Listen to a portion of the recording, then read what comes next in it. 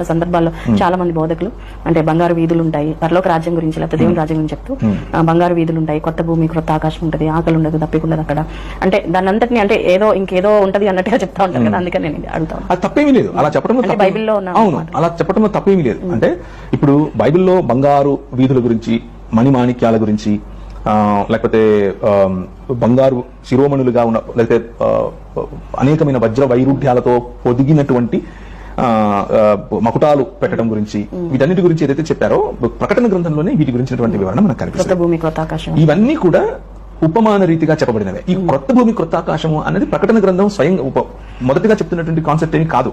యెషయా గ్రంథం చెప్పింది, హబక్కూకు చెప్పాడు, మిగిలిన ప్రవక్తలు కూడా అక్కడక్కడ చూచాయిగా, అనగా దేవుని జ్ఞానమును గురించినటువంటి, దేవుని జ్ఞానం యొక్క మహత్తును గురించి ఈ ప్రపంచం అంతా ఎలా వ్యాపిస్తుందో చెప్పారు. సో క్రొత్త భూమి క్రొత్త ఆకాశము అన్నది దేవుడు చేసినటువంటి ఈ భవనాన్ని దేవుడు నేను ఇదిగో వీటిని సమస్తమును నూతన పరుస్తున్నాను అని ప్రకటన గ్రంథం 21:5 ఏదైతే చెప్పారో ఆ మాట ఆధారంగా పేతురు ఏదైతే మిక్కిలి వేండ్రము గలదిగా లయమైపోవటం గురించి మాట్లాడాడో, నూతన భూమిగా ఈ భూమి పునరుత్థానం చెందడం కోసం దేవుని బిడ్డల యొక్క ప్రత్యక్షత కోసం మూలుగుతుంది, వెయిట్ చేస్తుంది సృష్టి యావత్తు అని చెప్పిన దానికైనా అర్థం ఏమిటంటే, మృత స్థితిలో ఉన్నటువంటి, అనగా దేవునికి దూరమైనటువంటి స్థితిలో ఉన్నటువంటి మనిషి అయినా